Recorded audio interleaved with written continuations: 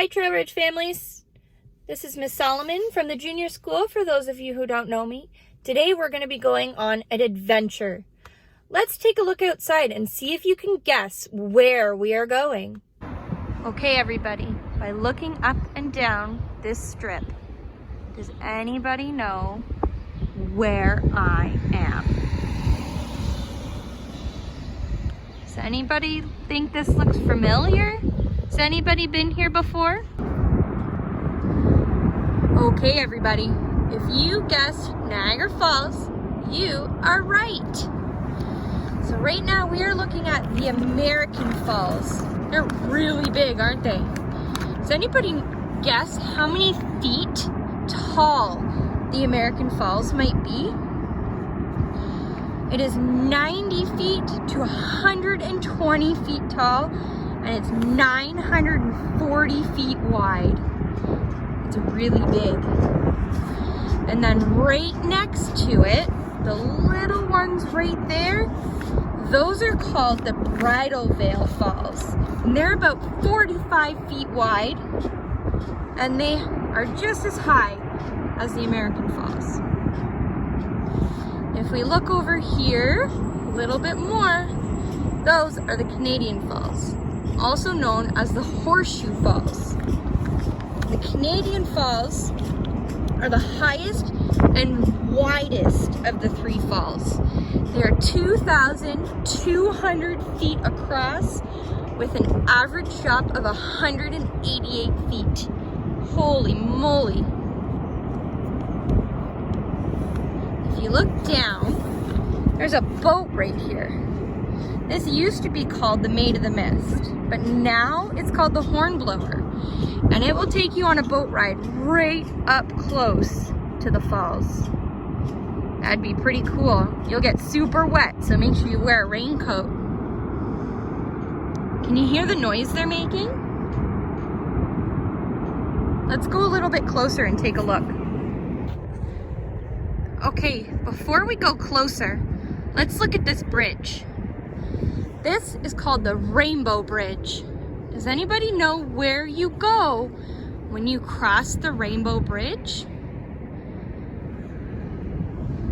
What is that flag? It's the American flag. You go into Niagara Falls, New York, which is in the United States of America, when you cross the Rainbow Bridge. And below it is the Niagara River.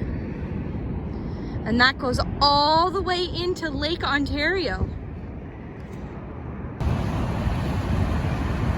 Okay everybody, now we are down by the Canadian Horseshoe Falls. I'm standing where the water will go over the falls. And we'll get a closer look from the other side as well. All of this water is coming from Fort Erie, Lake Erie. Goes down through the Niagara River into Lake Ontario. Okay everybody, this is the view from the front of the Canadian Falls. Might be a little noisy, that's all the water coming down. It's very misty. If you look down, you'll see a little platform down there. That's called Journey Behind the Falls. And you can take an elevator down behind caves of Niagara Falls, and you can look behind the falls. Down this way is more of the Niagara River. Partway through the Niagara River, you'll see a whirlpool. We're gonna go see the whirlpool after this.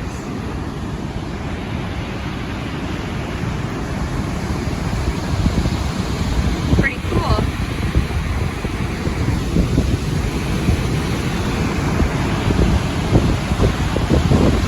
There's a lot of water coming down through the falls. Between all three of the waterfalls, there's 3,120 tons of water flowing through the falls every second. That is a lot of water.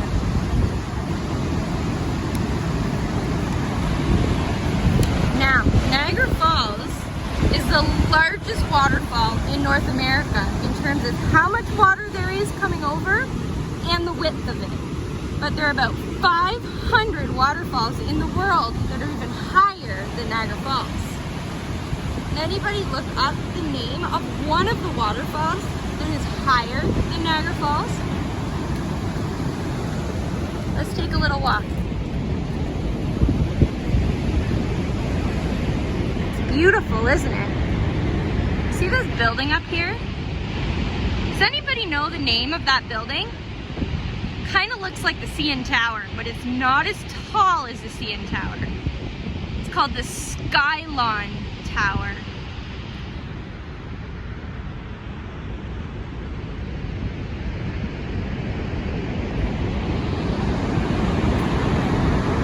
All right, let's go take a look at the whirlpool.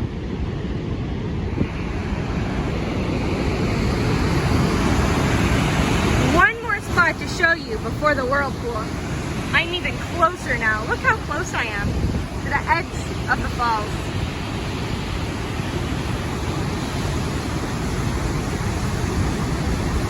Look at all the water rushing down there. So beautiful. Okay, everybody, we have made it to the whirlpool. It's estimated this whirlpool was formed 4,200 years ago. That's a really long time.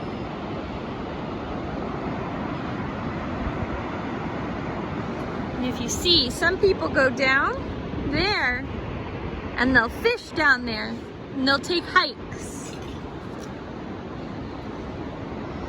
This here is called the Whirlpool Aero Car. And it will take you from one side of Canada, and over there is also Canada. And it takes you right over top of the whirlpool. So it is coming from where the Niagara Falls were, all the way to the whirlpool, and then that way is how you get to Lake Ontario.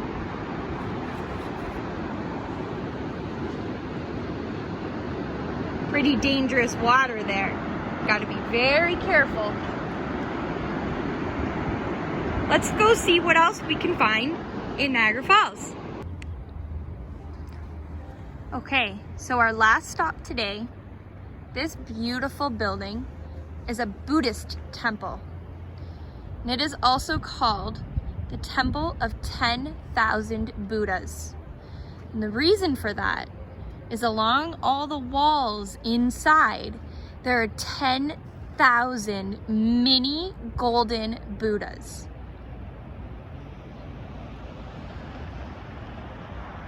Now this building took them 7 years to build. It's a beautiful building, and it is open to the public when we can go back out places. So you could visit this Buddhist temple, and it's beautiful inside as well. And this is our last stop for our adventures in Niagara Falls.